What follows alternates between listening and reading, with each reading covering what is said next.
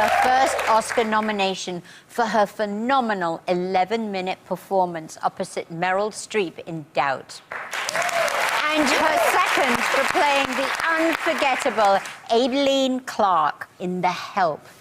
Now, she's about to receive another honor as Woman of the Year from a charity that is very close to her heart. Please welcome the amazing Viola Davis.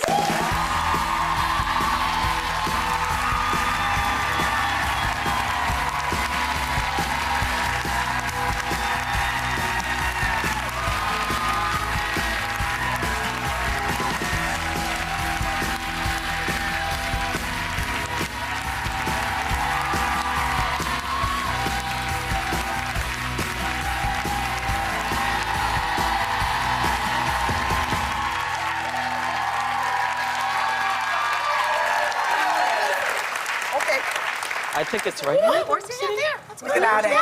You sit wherever you want. Wherever you want, missus. Just sit. You're an Oscar-nominated actress. You can sit wherever you want. Wherever you want. Twice, no less. Now, Viola, I know you were backstage listening to some of our topics of discussion. Yes, I was. Do you intimidate men? Did you intimidate your husband when you first started dating? Absolutely not. My husband is an ex-linebacker who was named Headache Ball back at Tulsa University. The only thing intimidating about me was that I had bad credit.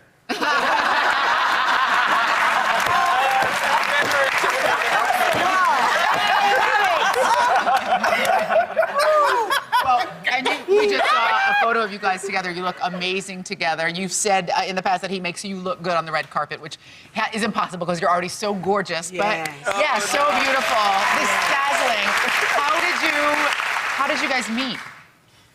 Well, we met on the set of City of Angels, Stephen Bochco's show back in '99 that Blair Underwood starred in. He played the anesthesiologist, Dr. Holly. My husband is an actor. And I played Nurse Lynette Peeler. And I was just here from New York, and I was at craft services, like, chowing down on bagels, because I didn't know it's like, you're not supposed to eat bread in L.A. So as I'm eating, I'm complaining about L.A., and he said, you know, I'll show you around. Oh, that's so charming. That's dashing. And I thought, what's wrong with him?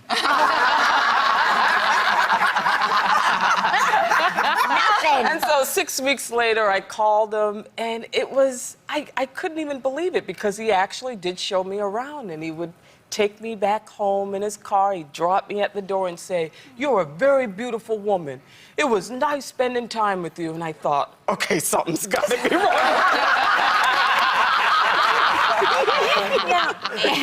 Now, you and Julius have a little baby girl. Yes, we do. 2-year-old girl named Genesis. Oh, my God. Oh, look at her.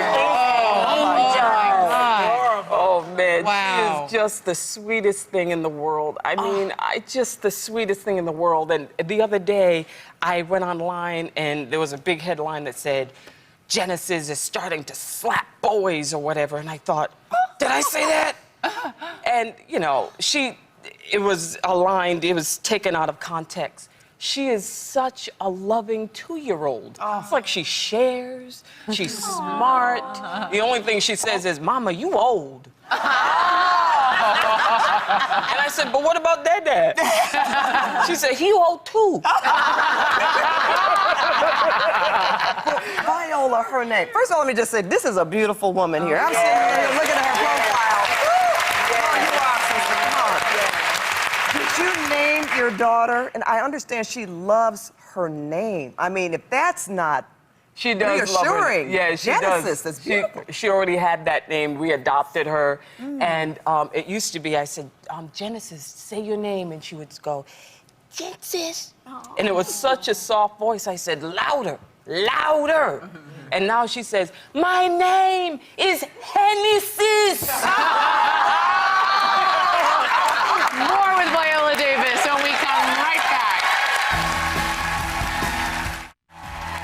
We're back with the incredible Viola Davis. Congratulations. Congratulations on being the recipient of the Woman of the Year Award at Friendly House LA. That organization really means a lot to you. Tell us about it. It is the oldest recovering program for women. It's 60 years old. It was founded in 1951. They have their annual fundraiser this, Saturday, October 27th. And they rely totally on fundraisers and donations because their motto is they don't want to turn any woman away. And a lot of, I have a family members who suffer from addiction, and what people don't understand is that it's a disease, like any disease, that it's not something to be demonized. And I've been down to the Friendly House. I've met Peggy, who is the beautiful woman who runs the program, and her motto is, when the women come through the door, she says, "Let me love you until you can learn to love yourself." Oh, that's beautiful. They treated over 7,000 women since they started in 1951. They have 2 homes in LA where they treat women. And I just feel so honored to be a part of this program because I know that the family members that I have in my life who suffer from addiction, I love them. And I know that there's something beautiful inside of them and I feel honored to be a part of a program that has enough compassion to bring that beauty out. Viola, you're not from LA. You were born in Rhode Island. Yes. All right. Do you have fond memories of Rhode Island? I do have fond memories of Rhode Island. I grew up in Central Falls. We moved there in 1965. And we were the only black family. And I remember in grade school, we were teased a lot growing up. Now, I grew up in abject poverty in a house that was condemned. It was infested with rats. The plumbing never worked, no phone, all of those things. But, there was some joy in there. People don't realize that. Yeah. But in grade school, I was definitely singled out and teased. 8 to 12 boys every day would chase me after school with bricks and sticks and just say, "Ugly, black, ugly, ugly, ugly." And because I was such a fast runner, I said, "I'm gonna get them back." You got them back. It was a survival technique. So I challenged one of the boys in the group because he said he was the fastest runner in Central Falls. I challenged him to a race at recess in the dead of winter in the back of the school, cement. I challenged him, sub-zero weather, and realized that my shoes did not fit. My shoes were 2 sizes too small. I could barely walk. There were big holes in the bottom, and my socks, only the top part of my sock, was still intact because there were just big holes in them. And I realized, how am I going to race them? Yeah. And then I got the idea. I got to take my shoes off. And I remember I raced him, and I beat him maybe by a little bit, and everyone was on his side.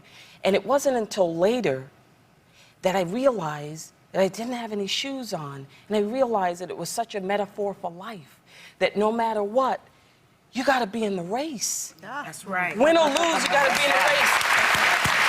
Even if you come to the table with less than, nobody wants to hear the sob story all the time of, but my life and my family and I was poor or whatever. You still gotta be in life to win it, You gotta be in it to win it. And you are in it, Viola Davis. Viola Davis, everyone.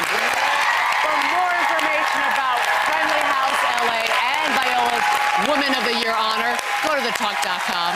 We'll be right back.